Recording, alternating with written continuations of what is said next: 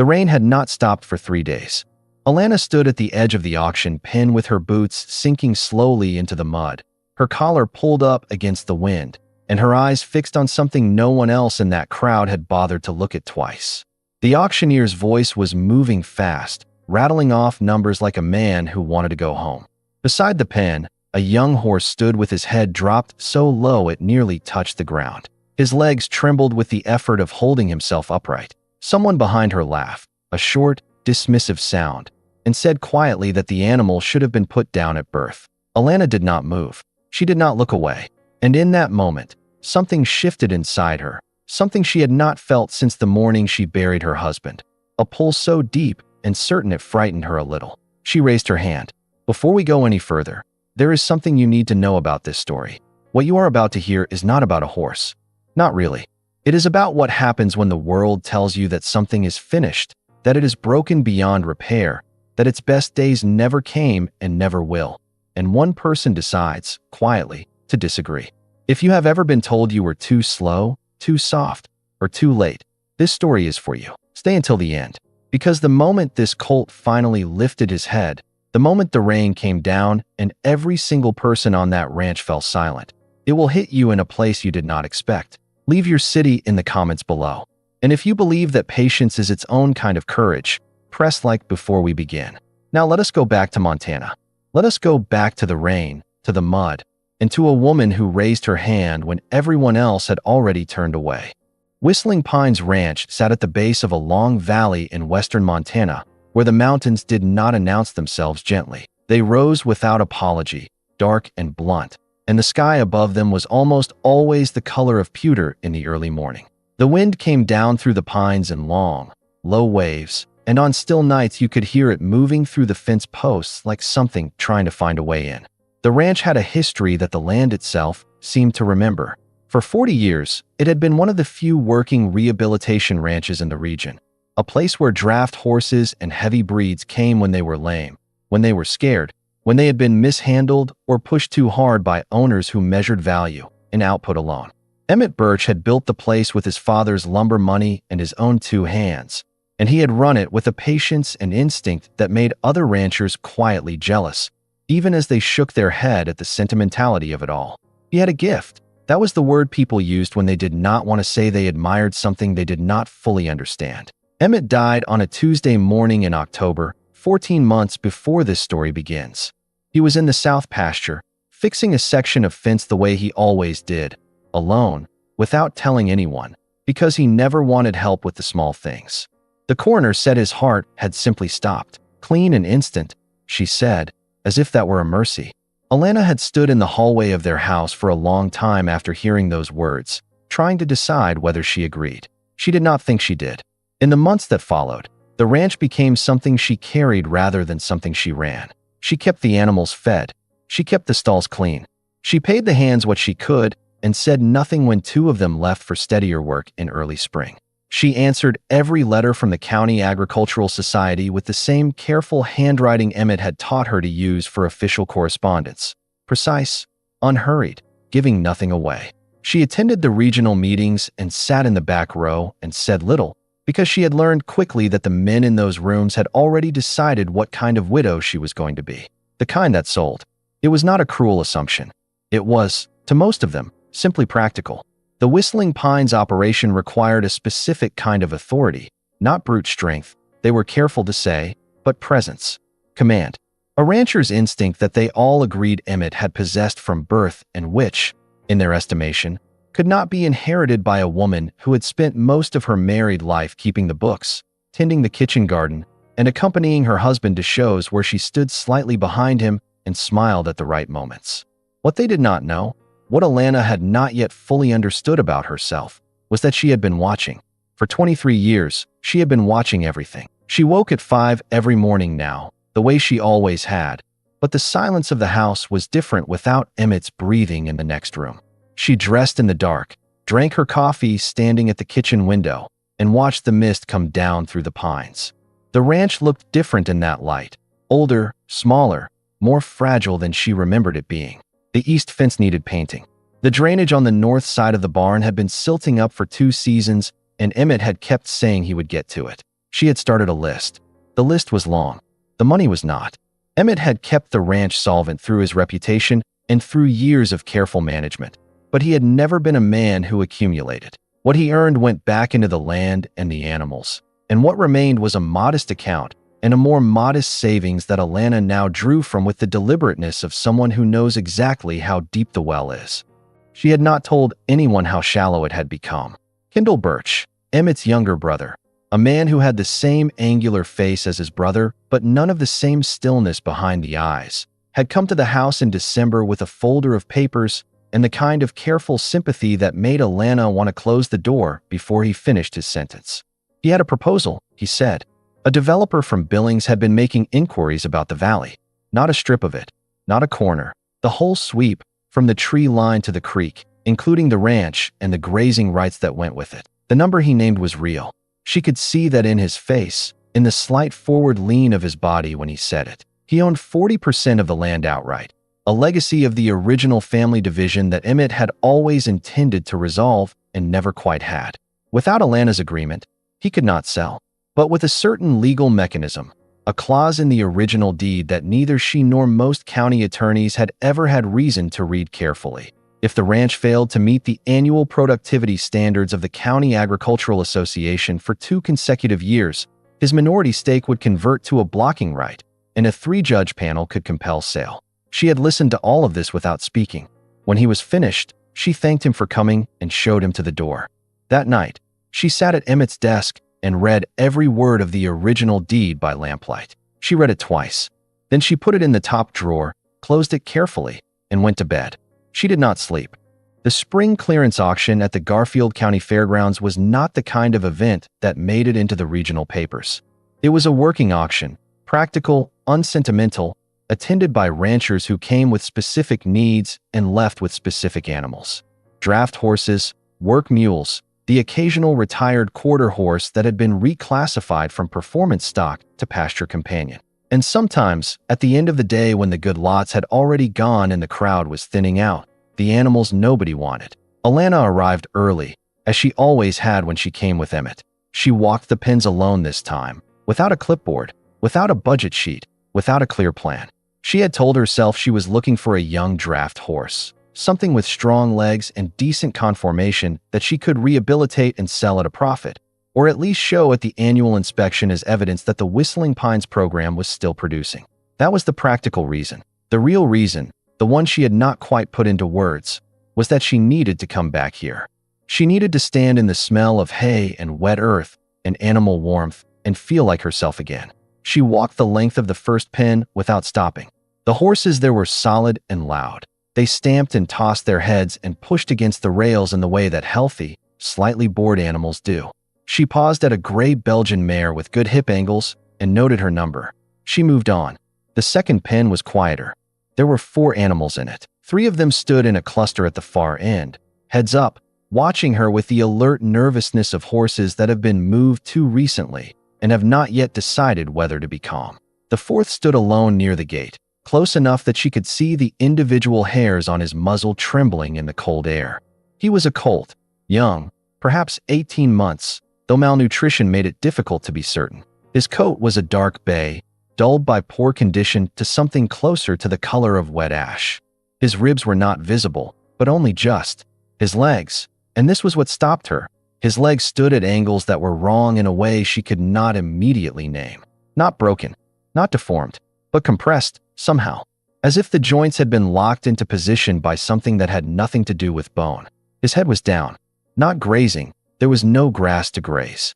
Just down, in the way of an animal that has learned that holding its head up costs more than it gains. She stopped in front of him and said nothing for a long moment. He did not look at her. She reached slowly through the rail and touched the flat of her hand to his neck. He flinched, a full-body tremor that ran from his shoulder to his haunches, and then went still again. He did not move away. She stayed there for several minutes, her hand resting against his neck, feeling the warmth of him through the cold. An auction hand came by, glanced at the colt, and shook his head with the practiced candor of someone who has learned that honesty is more efficient than diplomacy in these settings. "That one," he said, "is a processing lot. Buyer from Kalispell already put a hold on him. He will be picked up Thursday if nobody bids." Alana understood what processing meant. She had understood it for years in the abstract, and now, with her hand against the neck of this animal, she understood it in the particular. She asked what the minimum bid was. The hand told her.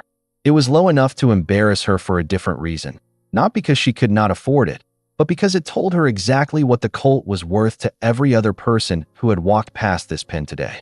She went back inside. She sat through 4 lots she had intended to bid on and did not raise her hand for any of them. She thought about the Belgian mare with the good hip angles. She thought about the inspection in 6 months, about Kendall's folder of papers, about the list of things the ranch needed that she could not afford to fix all at once. She thought about her hand against the Colt's neck, the way he had gone still. When Lot 47 was called and the auctioneer described it with the flat efficiency of a man who expected no real competition, Alana raised her paddle. There were 2 other bids, both, she suspected, from people who had not looked closely at the animal and were simply testing the floor. She outbid them both without drama, and when the gavel came down, she felt something she had not felt in 14 months. Not happiness exactly, something quieter than that, something that felt, for the first time, like direction. She named him that evening, standing in the stall she had cleared and bedded with fresh straw.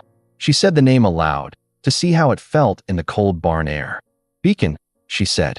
He did not lift his head, but one ear turned toward her, slowly, the way ears do when something registers even if the body is too tired to respond. She took that as enough. The first week with Beacon was an education in the difference between what she had expected and what was actually true. She had expected an animal that was simply underfed, and there was truth in that. She adjusted his feed carefully, conscious of the dangers of refeeding too aggressively, and she brought in good hay from the winter stores she had been rationing for her other horses. He ate. That was a beginning. But the legs were not improving with nutrition alone, and the more she watched him move, the short, stilted steps, the way he placed each hoof with an excessive care that was not caution but compensation, the more she understood that the problem was not one she could solve with feed and rest. She called Dr. Vera Osman, the large animal vet who had worked with Emmett for the last decade, and who came out from Missoula when the situation warranted a drive. Vera arrived on a gray morning with the no-nonsense energy of a woman who has spent 30 years refusing to be surprised by what people do to animals, and spent 20 minutes in the stall with Beacon before she spoke. What she said changed everything Alana thought she understood about the Colt. The legs were not defective by birth, Vera explained. She had expected to find evidence of angular limb deformity, a structural issue that would have been present from foaling and that no amount of care could fully reverse. Instead, what she found in the tendons and the flexor muscles was the signature of something else entirely: prolonged confinement in a space too small to allow natural movement, beginning at an age when the musculoskeletal system was still forming itself around the demands it encountered. Someone had kept this animal, for months, she estimated, in a stall so small he could barely turn around. In those conditions, the body adapts.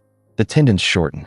The muscles contract around the restricted range of motion and begin to treat that restriction as normal. By the time the confinement ends, the animal walks as if it is still inside the small space, because in a neurological sense it still is.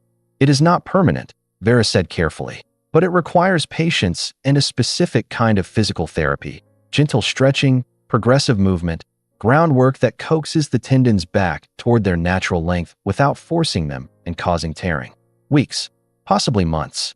And there was a complication, she added, watching Alana's face as she said it. The trauma of confinement often leaves a behavioral imprint that outlasts the physical damage. The animal may resist movement. It may refuse spaces it associates with vulnerability. It may seem, at times, to improve and then retreat without apparent reason. What you have here, Vera said, is not a broken horse, but it is a frightened one. And frightened horses heal on their own schedule, not yours. Alana nodded. She was standing at the stall door, her arms folded, her face still. What she was thinking, and did not say, was that she recognized exactly what Vera was describing. Not in the Colt. In herself. She had spent the past 14 months moving in a compressed range, managing what needed managing, answering what needed answering, occupying the minimum necessary space. She had not wept at the funeral, not because she felt nothing, but because she was not sure that if she started she would stop, and there had been too many people watching, and Emmett had always said she had a gift for holding things together. She had held things together. She had become very good at the small space. She started the therapy sessions the next morning, twice a day, before the other animals were fed and after the evening checks. She went into the stall with Beacon and worked his legs through slow, careful flexion exercises that Vera had demonstrated. She did not rush. She watched his breathing. When he tensed, she stopped. When he relaxed, she continued. She spoke to him in the low, even voice she used for difficult conversations. Not cheerful, not performative, just present. At the end of the first week, he took 3 steps without the stilted compensation pattern. At the end of the second week, he walked to the water trough on his own without stopping halfway to reconsider. On the morning of the 18th day, she opened the stall door to the outside run and stood back and waited. He stood at the threshold for a long time, longer than felt comfortable, long enough that she began to wonder if Vera had been wrong about the permanence. Then he stepped out, 1 step, then another, into the weak February light, onto the half-frozen ground. He stood there with his head still low, but his ears were forward now, reading the morning. Alana pressed her hand flat against her sternum, because something had happened in her chest that she did not have a word for yet. She did not know, could not have known standing there in the February cold, that what she was watching was not just a horse learning to walk. She was watching the beginning of something that would cost her more than she was prepared to give, and return more than she had ever thought to ask for. March came with the specific cruelty of Montana springs, warm enough to encourage hope, cold enough to punish it. The snowmelt filled the creek and softened the ground into the particular mud that swallowed fence posts and made every task take twice as long. Alana worked through it without complaint. Because complaining required energy, she had redirected. Beacon's progress was real, but it was not linear, and it was not predictable, and both of those things were harder than she had anticipated. There were days when he moved with an ease that made her stand at the fence and simply watch, the way you watch something beautiful that you know is fragile. His dark bay coat had begun to recover its depth with proper nutrition, and when the light caught him at the right angle in the late afternoon, she could see the structure beneath the surface, the length of his neck, the slope of his shoulder, the proportions of an animal that was not, had never been, what he had looked like in that auction pen. There was architecture there that she had sensed without being able to name it. And then there were days when he retreated. The retreats came without clear warning. He would be moving well, responding to the groundwork she had built up slowly over weeks, the long lining, the gentle flexion on the lead rope, and then something would shift, a sound from beyond the tree line, a change in the light, a gust that moved through the barn in a particular way, and he would stop, not shy, not bold, just stop, compress, fold back into himself like something closing. Those were the days that tested her in ways the practical problems did not. She could fix a fence. She could manage the feed budget and negotiate with suppliers and answer Kendall's letters with the same careful handwriting and the same absence of visible fear. But she could not accelerate the interior process of an animal that had learned, at a cellular level, that the world was not reliably safe. She could only be there, consistently, without agenda, until being there became more familiar than being afraid. Kendall came to the ranch in the middle of March. He did not call ahead. He drove up the gravel road in his clean truck and parked in the yard and walked to the fence where Alana was working with Beacon on the lead line. He stood there for a moment with his hands in his jacket pockets, watching. He was not a cruel man, she had decided. He was a man who had made a calculation and was committed to it, and who experienced the fact of her continued presence on the ranch not as an affront, but as an inconvenience that reason should eventually resolve. He told her he had spoken with the inspection committee. He told her he understood there was a new animal, a young horse she had acquired at the clearance auction. He said this without judgment, but the absence of judgment was itself a kind of judgment. He asked how the rehabilitation program was proceeding. She told him it was proceeding. He nodded slowly, looking at Beacon. The Colt stood at the far end of the lead, head still not quite at the height it should be, legs not quite as square as she wanted. She could see Kendall running the numbers, the inspection standards, the timeline, the visible state of the animal in front of him, and arriving at a conclusion she recognized. He said, "Alana, the inspection is in 6 months. They will be looking at conformation, movement quality, temperament. They will be looking at whether this operation still produces animals that meet the association standards. I am not saying this to be unkind. I am saying it because I think you need to hear it from someone." She kept her eyes on Beacon. She said, I hear you, Kendall. He stood there a moment longer. Then he said, if you need help, financial help, a bridge until you make a decision about the property, the offer I described in December is still open. The developer is patient. He understands that these things take time. She said, thank you for coming. After he left, she stood in the field for a long time. The wind came down through the pines, and Beacon shifted beside her, and she thought about what patient meant to a man with a folder of papers and a developer's number in his phone. She thought about what patient meant standing here in the mud with a frightened horse on a lead line. She decided they were not the same word. In April, she hired a part-time hand named Dex, a young man barely 20, son of a family she had known through the association for years, who worked with the focused quietness of someone for whom silence was not awkward but natural. He had no formal training, but he had grown up around horses the way some children grow up around music, absorbing it before language, in the body rather than the mind. He watched how she worked with Beacon and asked few questions, and the questions he asked were the right ones. Together they built a routine. It was not dramatic. It was repetitive, patient, day after day of the same sequence. Movement, rest, contact, release, with small variations introduced slowly enough that they did not register as change until the change had already been absorbed. By the end of April, Beacon was walking in collected, even strides. Not the stride of a competition horse. Not yet, but the stride of an animal that was beginning to inhabit its own body instead of moving around the memory of confinement. One evening, Dex came to find her in the barn.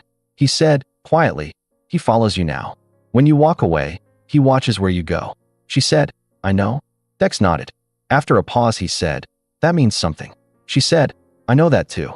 But that same week, the first storm came in from the north, and everything changed.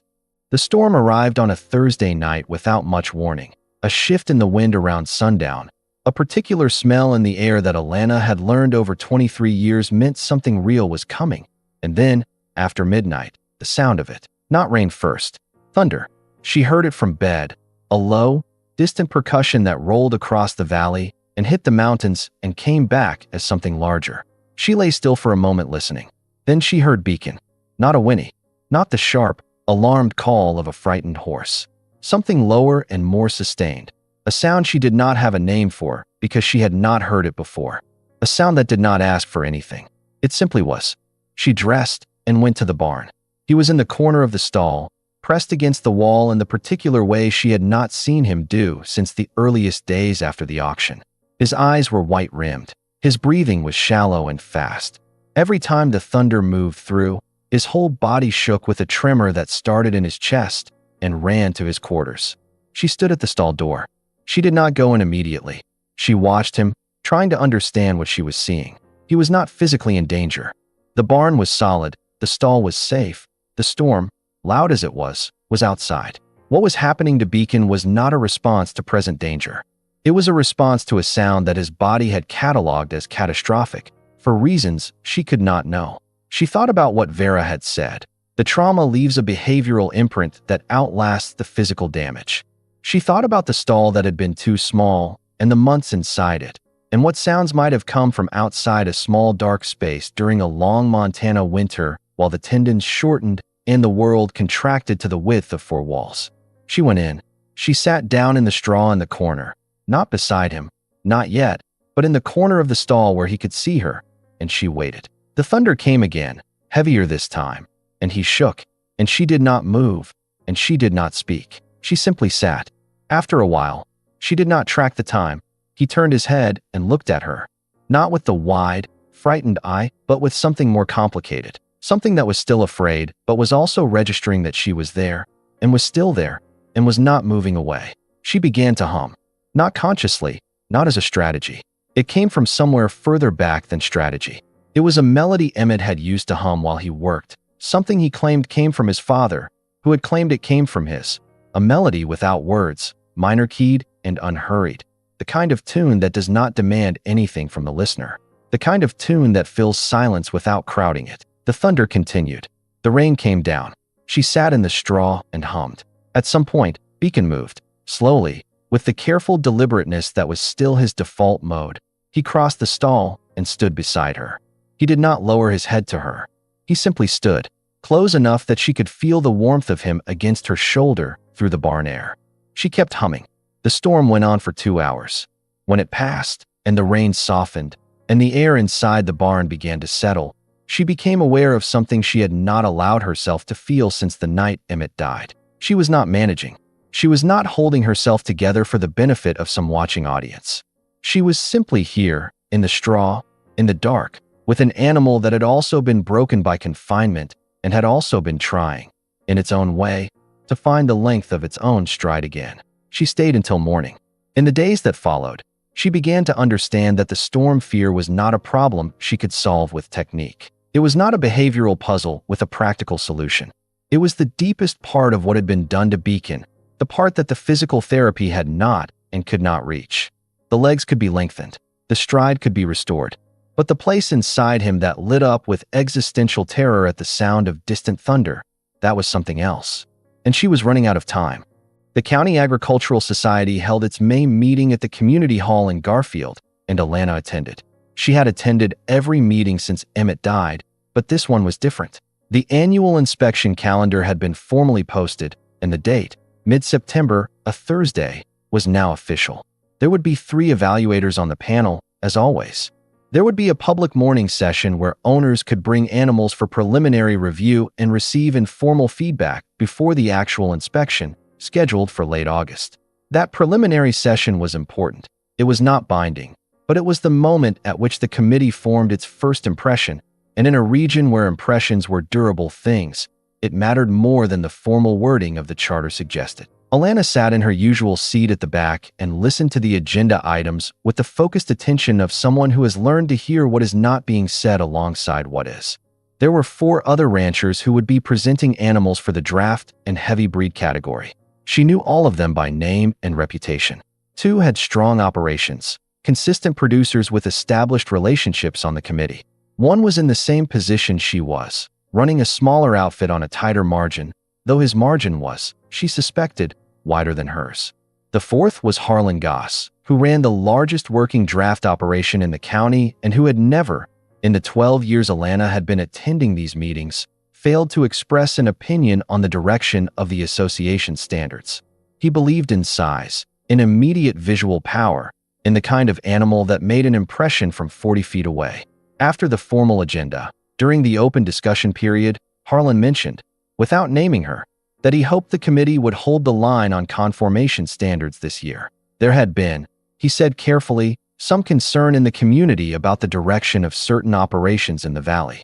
Concern that the spirit of the association's program, which was, he said, to maintain and promote the highest quality of working and heritage breeds in the state, might be diluted by well-intentioned but ultimately counterproductive efforts to rehabilitate animals whose productive future was uncertain. No one looked at Alana. That was how she knew he was talking about her. The committee chair, a man named Gerald Pock, who had been running these meetings since before Emmett bought the ranch, said that the standards were clear and would be applied consistently to all participants. His tone was neutral. She could not read whether that neutrality was protective or simply procedural. On the way out, a woman named Clara Briggs, who ran a small horse rescue operation 2 valleys over and had been an ally of Emmett's in several association debates over the years, fell into step beside her in the parking lot. Clara said, without preamble, Harlan talked to Kendall last week. I thought you should know that. Alana said, I assumed. Clara said, they are going to watch you closely in August. If the preliminary session goes badly, Kendall has the legal mechanism to request an accelerated review of the deed clause. He has apparently already spoken with an attorney in Billings. Alana said, I know about the clause. Clara looked at her. She said, what is the horse like? Alana thought about the question for a moment. The real answer, not the safe one. She said, he is beginning to trust the ground under him. Clara nodded slowly. She said, and the storm fear? Word gets around, Alana. People talk. Alana said, I know they do. Clara stopped at her truck. She looked at Alana with the directness of a woman who has spent years making decisions in situations where there was no comfortable option. She said, you could use the traditional correction methods. 2 weeks of systematic desensitization with pressure cues. It is not gentle, but it works faster, and by August he would walk out in a thunderstorm without blinking. Plenty of good horsemen have done it. Alana did not answer immediately. The question sat between them in the evening air, and Clara let it sit there without filling the space, because she was wise enough to know that some things need room. Finally, Alana said, "Emmett never used those methods." Clara said, "Emmett is gone, Alana." She said it with gentleness, but without softening it, because there was no kind way to say true things, and Clara had long since stopped trying to find one. Alana drove home in the last of the evening light, through the valley where the mountains were going dark at their edges and the pines were moving in the wind off the ridge. She thought about pressure and about patience. She thought about the difference between an animal that has been made compliant and an animal that has chosen to trust. She thought about what it would cost her to know, for the rest of her life, which one she had produced. She turned onto the gravel road and saw the light in the barn, Dex doing the evening check, and she sat in the truck for a moment with the engine off, listening to the pines. She had an answer. She was not certain it was the right one, but it was the only one she could make without becoming someone she did not recognize. June was the hardest month. It was not hard in the way that February had been hard. The blunt, physical hardship of cold mornings and compressed finances and the sheer weight of managing alone. June was hard in the quiet way, the way that doubt is hard when it comes from inside instead of outside, when you cannot resolve it by working harder or staying longer or being more disciplined. The storm fear did not improve on its own timetable. She had hoped, with the approach of summer and the longer days and the gradual accumulation of trust, that the thunderstorm response would soften, and it had, slightly. He no longer pressed himself against the wall with the same desperation of the early weeks.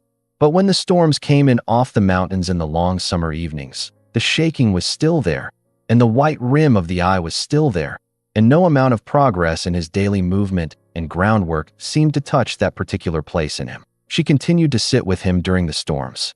Every time. She did not count the hours.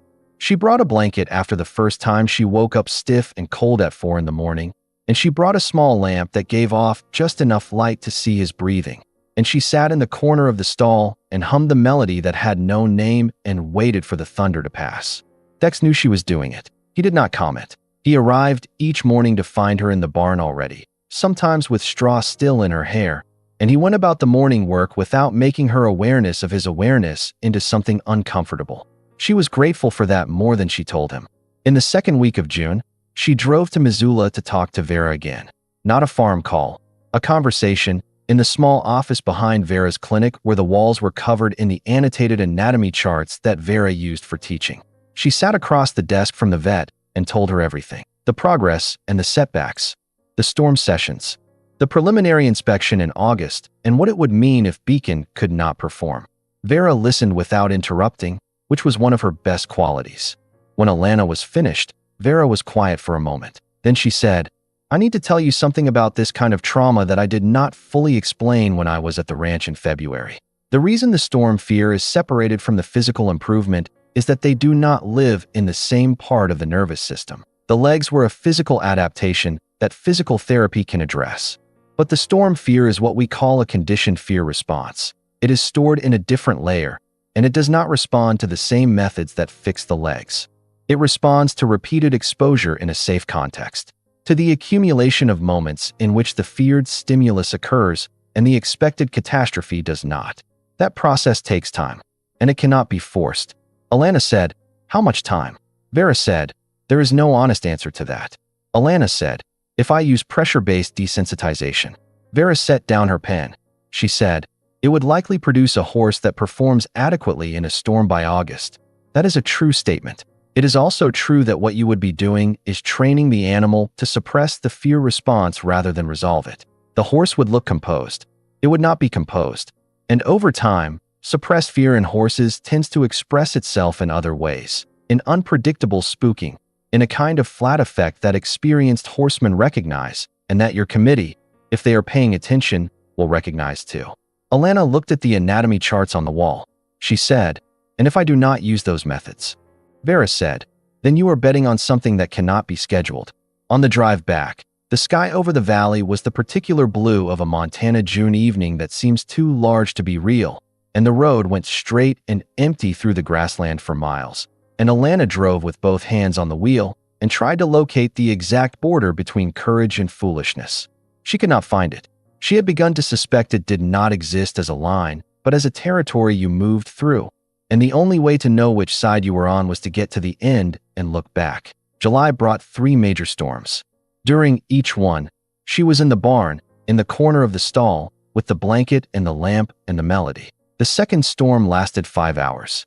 At some point during it, she fell asleep sitting up and woke to find Beacon's nose resting, very lightly, on her shoulder. She sat still for a long time in the gray pre-dawn, feeling the weight of it. She did not tell anyone about that. Some things are not improved by being said. The preliminary inspection session was scheduled for August 17th. On August 3rd, Alana received a formal letter from the County Agricultural Society informing her that due to a procedural update, participants in the preliminary session were required to demonstrate the animal's responsiveness to conditions that simulated the inspection environment, including outdoor movement in open ground and responsiveness to evaluator approach from multiple directions. In practice, what this meant was that the evaluators would be watching from outside, which meant Beacon would need to leave the barn during a scheduled morning evaluation that, by the calendar, had a 73% statistical likelihood of occurring during a summer storm pattern that had already established itself across the valley. She read the letter 3 times. Then she went to the barn. Beacon was in the paddock. He had been going out reliably for 2 months now, in fair weather, with a confidence she found genuinely beautiful to watch. He moved with an ease that no longer looked like effort. The tendons had lengthened. The stride had opened. Dex had started saying, with his particular quietness, that the horse looked like something. She watched him for a long time. Then she went inside and sat at Emmett's desk and looked at the letter and thought about all of it. The deed, the clause, Kindle's folder, the developer's patience, the number that had seemed real in December and now felt like a threat wearing courtesy's clothing. She thought about what she would have to do to Beacon to guarantee the outcome. And then she thought about sitting in the straw at 3 in the morning with a lamp and a blanket and a melody that had no words, and an animal that had pressed its nose against her shoulder in the dark, and she understood that she had already made the decision. She had made it in February, in the auction pen, with her hand against his neck. She could not unmake it now. She would not. The price of that decision was real, and she accepted it, and the acceptance felt nothing like surrender.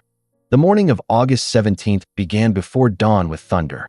She heard it from the house at 4:30 and lay still for a moment with her eyes open in the dark, listening to the particular quality of it, whether it was moving through or settling in. It was settling in. She could feel it in the change of pressure against the windows, in the way the pines on the ridge went from their usual whisper to a heavier, lower sound. She dressed without turning on a light. She did not need one. When she got to the barn, Beacon was already awake. He stood in the middle of the stall, not pressed against the wall, not in the corner, just standing, facing the door, as if he had been waiting for her to arrive. His breathing was elevated. The white of his eye was there. But something was different from the early months, something she had begun to notice in the last few weeks that she had not yet allowed herself to name as progress. He was afraid, but he was not gone inside his fear. He was still here, watching the door, waiting. She came in. She sat in the corner. She lit the lamp. Outside, the storm built the way Montana storms build, not gradually, but in surges, each one heavier than the last. By 6 in the morning, the rain was coming in horizontal sheets across the yard, and the thunder was close enough that the intervals between strike and sound had collapsed to almost nothing. She could feel it in the ground through the straw. She hummed the melody. At 7, she heard a truck on the gravel road. Then another. The evaluators arriving through the storm, because the inspection calendar had no grace clauses for weather, and Kindle had made certain, she had learned from Clara the week before, that the preliminary session would proceed regardless of conditions. It was, he had argued to the committee, a legitimate test of an animal's working temperament. She heard voices in the yard. She heard Dex going out to meet them. She did not leave the stall. At 7:15, there was a knock on the barn door. Dex opened it and came in without looking at her directly, which told her something. He said, "They are set up in the east paddock. They are asking about the horse." She said, "Tell them he is being prepared." Dex said, "Alana, it is raining very hard." She said, "I know." He went back out. She sat. The storm pressed against the barn walls. Beacon shook. She kept humming. At 7:40, she heard a second set of footsteps on the barn floor and looked up to see Kindle in the doorway. He was in a rain jacket, hat dark with water, his expression composed in the way of someone who has been waiting a long time for a moment and is trying not to show how much they want it. He said, "Alana, the committee has been here 40 minutes. They cannot wait indefinitely." She said, "I know that." He said, "The horse is not going to perform." She said, "I know you believe that." He said, "This is not about belief. This is about a 6-month-old animal with a documented anxiety disorder and a recovery program that you have chosen to run on sentiment instead of science. I am sorry. I have tried to be patient. But if the committee certifies today that the horse is unable to perform, the clause in the deed becomes operative, and the Garfield County Agricultural Society will formally." She stood up. She did not do it to interrupt him, though it did interrupt him. She stood because Beacon had taken a step toward the stall door. Then another. His head was not at the height it would be one day, but it was higher than it had been. His legs were square and even. His breathing was still elevated, but the trembling had stopped. He was looking at the barn door. Kendall stopped talking. She walked to the stall door and opened it. Beacon stepped out of the stall and into the barn aisle. He stood for a moment, reading the sounds, the rain on the roof, the thunder rolling across the valley, the voices in the paddock beyond. His ears moved, cataloging. She walked to the barn door and opened it. The rain came in cold and immediate. The yard was running with water. The east paddock was visible through the gray curtain of the storm. 3 figures standing under a shared umbrella, and Dex standing nearby with his hat pulled low. She stepped out into the rain, and Beacon followed her. There was a moment, brief, suspended, in which nothing moved except the rain. The 3 evaluators stood in the paddock with their umbrella and their clipboards and their 12 decades of combined experience judging the quality of working horses in the state of Montana, and they watched a dark bay Colt walk out of a barn during a thunderstorm and cross the muddy yard toward them. He walked at Alana's shoulder. Not beside her exactly, but close. The kind of closeness that is voluntary, that an animal chooses not because it has been trained to stay in position, but because position, in that moment, is where it wants to be. His head was forward. Not high. Not yet, but forward. His stride was even. On the wet ground, in the rain, he placed each hoof with the unhurried precision of an animal that had relearned, step by step, what the ground felt like beneath it. One of the evaluators, a woman Alana recognized as Margaret Holt, who had been on this committee for longer than any of them, and who was known for a directness that some people called severity and that Alana had always privately respected, lowered her clipboard. Kendall was standing in the barn doorway behind them. Alana did not look back at him. Margaret Holt walked around Beacon slowly, clipboard at her side. She did not speak. She looked at the legs, at the carriage, at the way the colt responded to her approach, turning to watch her, not with fear, but with the alert attention of an animal that has decided people are worth examining rather than avoiding. She stood in front of him for a moment, rain running off the brim of her hat, and looked him in the eye. Then she looked at Alana. She said, "He is not what I expected." Alana said, "No." She said, "The storm does not appear to be a problem." Alana said, "It still is. He is choosing to be here anyway." Margaret Holt was quiet for a moment. Something shifted in her expression, not sentimentality, which was not in her vocabulary, but a kind of recalibration. The look of someone who has just been shown that a category they thought they understood has more room in it than they believed. The second evaluator, a man named Preston who specialized in heavy breed conformation, had walked to Beacon's left side and was moving his hands along the shoulder and neck with the focused attention of a practitioner at work. He looked up and said, without directing the remark to anyone in particular, "The muscle development here is unusual. Not what you would expect given the reported rehabilitation timeline. It is more," he paused. He said, "coherent, balanced." The third evaluator had not spoken. He was an older man named Wallace, who had been on the committee since before Alana moved to the ranch, and who was known to say very little and to mean most of it. He stood at a slight distance from the other two, watching not the horse but the interaction between the horse and Alana. He had been watching it since they walked out of the barn. Then, from the driveway, Kendall's voice, raised slightly above the rain. "I want to note for the record that this animal has a documented history of anxiety behaviors and was not able to complete the required preliminary evaluation on the scheduled date. There is a procedural question about whether this informal presentation can be counted as." Margaret Holt turned. She said, with the calm of someone who has terminated more arguments than she has started, "This is a preliminary session, not a formal record. The purpose is assessment, and we are assessing." She turned back to the horse. The rain continued. Beacon stood in it. Every few seconds, thunder rolled across the valley, and every time it did, his ears moved toward the sound, alert, registering, not collapsed into terror. The trembling was there, faint and deep, like a note beneath a chord. But he was standing. He was present.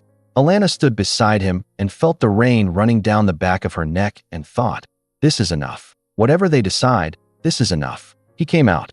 Wallace spoke for the first time. He had been standing at the paddock fence with his arms folded, hat pulled down, and he had been looking at Beacon for a long time without expression. When he spoke, his voice carried the particular quietness of someone who has been deciding something and has finished deciding. He said, "Alana, where did you acquire this horse?" She told him. The clearance auction, the processing lot, the colt that had been standing alone with his head down in the rain. Wallace nodded. He said, "Pull his lower lip for me." It was an unusual request, not one that would have meaning to most observers. But Alana knew enough to understand that a horse's lower lip, in certain breeding lines, carries a tattoo mark placed in the first weeks of life by registrars who track genetic lineage for preservation purposes. Marks that most people never look for because most horses do not carry them. She stepped forward and gently lifted Beacon's lower lip. He allowed it, another thing he would not have allowed in February. There was a mark there. Wallace crossed the paddock and stood in front of the horse. He put on his glasses, wire-framed, the glasses of an old man who resents needing them, and looked at the tattoo for a long time. Then he looked at Beacon's profile, the line of the jaw, the set of the ear, the breadth across the forehead. He took off his glasses. He said, "His name when you bought him." She said, "He had no registered name. He was a processing lot. I renamed him Beacon." Wallace looked at her. Then he looked at the horse again. He said, as if speaking to himself as much as to anyone present, "His sire's sire's sire." There was a stallion, brought to this valley before the First War. A Percheron line, pure, not mixed, from the original French imports. Most people believe the line died out in the 40s when the last known holder of the lineage was sold out of state. He paused. He said, "The family never kept records. Nobody checked." He looked at Beacon.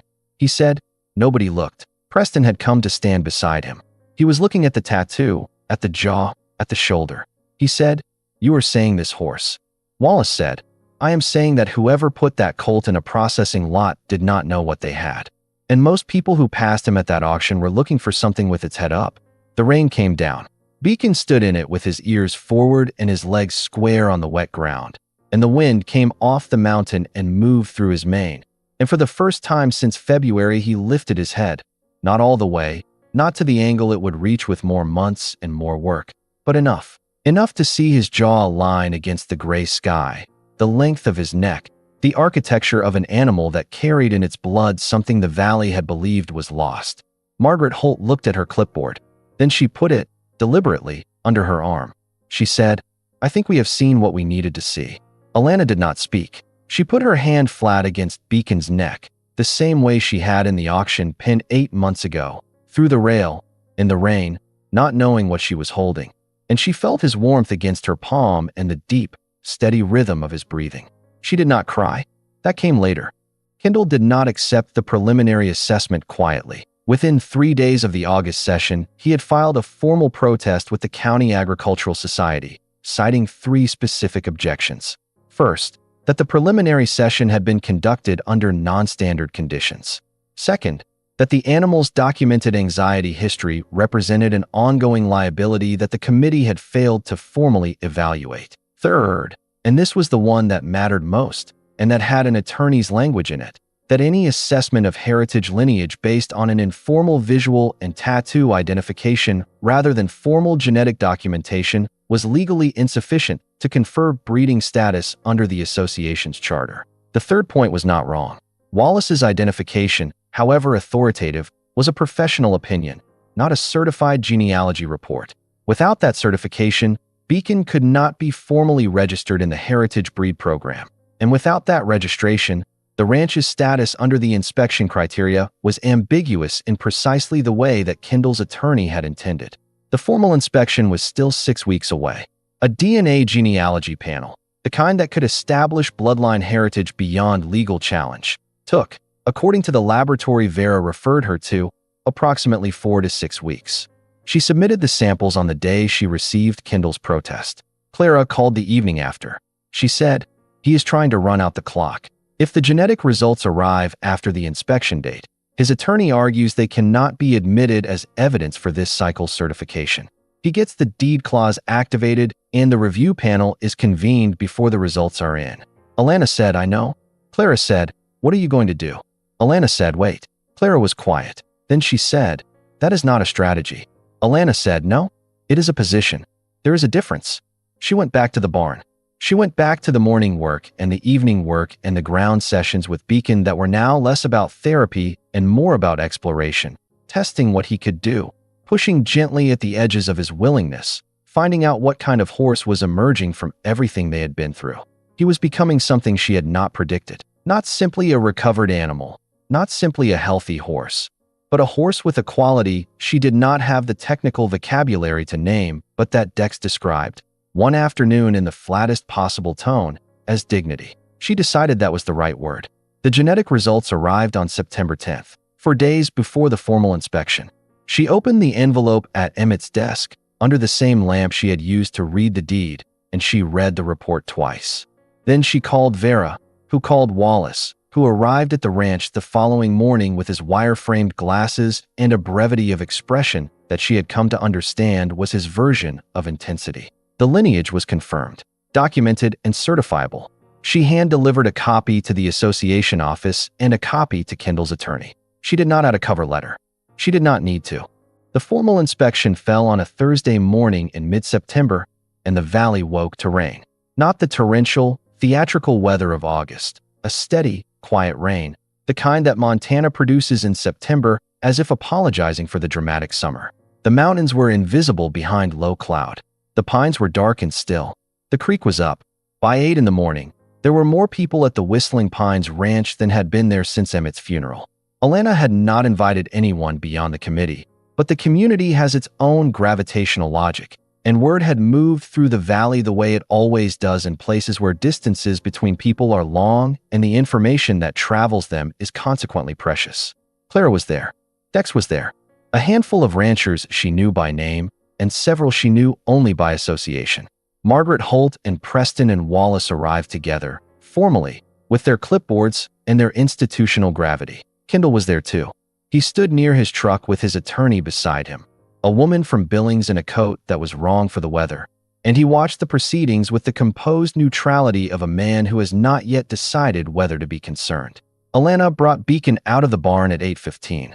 She did not try to time it for drama. She did not prepare a presentation. She simply let him out the way she let him out every morning, from his stall, through the barn aisle, out the main door, into whatever weather the day had decided to be. The rain came down on both of them. Beacon shook his head once, water flying from his mane, and then settled. He walked beside her across the yard to the inspection paddock with his ears forward and his stride even and his head at a height that was, now, nearly correct. Not the head of the deflated animal in the auction pen. The head of a horse that had discovered, through some long internal negotiation that no one had witnessed except in its effects, that it was safe to look at the world directly. The committee watched. The ranch watched. The rain came down and nobody moved. Margaret Holt walked through the formal evaluation with the methodical thoroughness that was her professional identity, and Beacon permitted each element of it. The approach from different angles, the handling of the legs and hooves, the assessment of movement at walk and trot on the lead line, with an attention and a willingness that she noted without comment on the first pass and noted again, more slowly, on the second. When she was finished, she stood with Preston and Wallace for several minutes, in the rain, with their heads together. Alana stood at the edge of the paddock with Beacon beside her and did not try to read their faces, because she had made her decision in January and the outcome of it was the outcome of it. And she had accepted that before August, before July, before the first storm session in March, perhaps even before the auction, in some part of herself that had been waiting 23 years to be tested in exactly this way. Gerald Pauck, the committee chair, came forward with a form on a clipboard. He said, in the careful official voice of someone who is conscious of being witnessed, the County Agricultural Society has completed its formal inspection of the Whistling Pines Ranch Draft and Heavy Breed Program.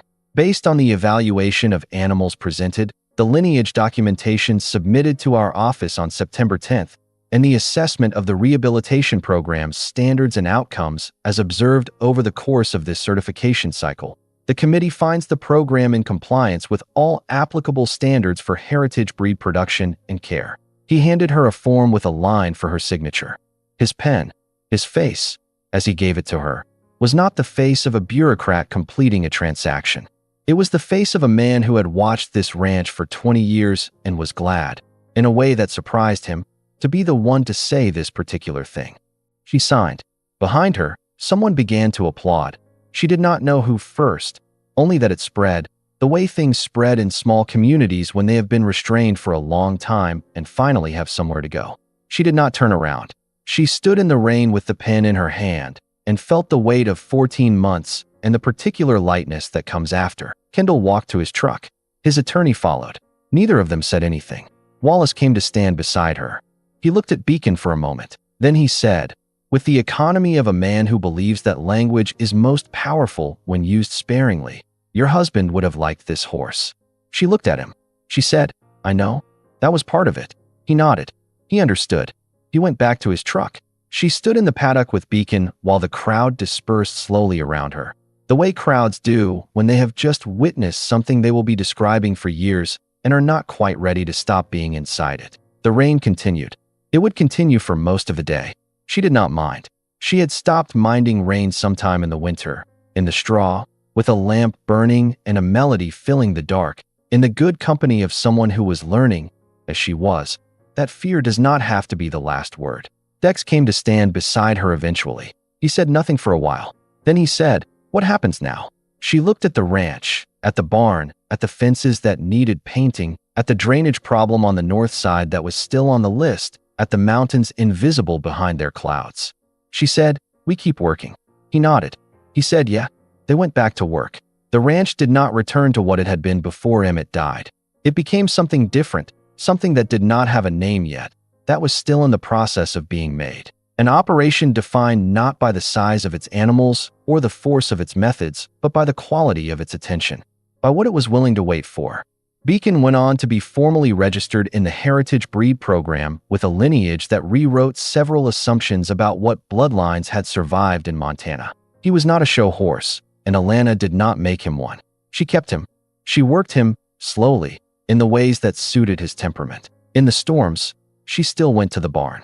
Not because he could not manage them. He had grown, over the following seasons, into a horse that stood in rain and thunder with the equanimity of something that has decided the world is manageable. But because she had come to understand that the ritual was not only for him, it was for her, for Emmett, for the melody that had no words and did not need them. The value of a life is not determined by the scars of its beginning. The ranch had always known that. It had just needed someone to remember. If this story stayed with you, if something in Alana's choice to be patient when the world was demanding speed felt familiar, leave a comment below. Tell us where you are watching from. And tell us, have you ever chosen the slower, harder path because the faster one would have cost you something you were not willing to lose? There are people watching this right now who are standing at their own version of that auction pin, looking at something the world has written off, trying to decide whether to raise their hand. This story is for them. If you believe that patience is a form of courage, press like. It costs you nothing, and it tells us to keep telling stories like this one. Subscribe if you are new. We release new stories every week. Stories about ordinary people who made extraordinary choices, and about what those choices cost and what they returned. And if you know someone who is in the middle of something difficult, someone who is tired of being told that what they are caring for is not worth the effort, send them this. Sometimes the most important thing a person can hear is that someone else chose to wait, and it was enough. We will see you in the next story.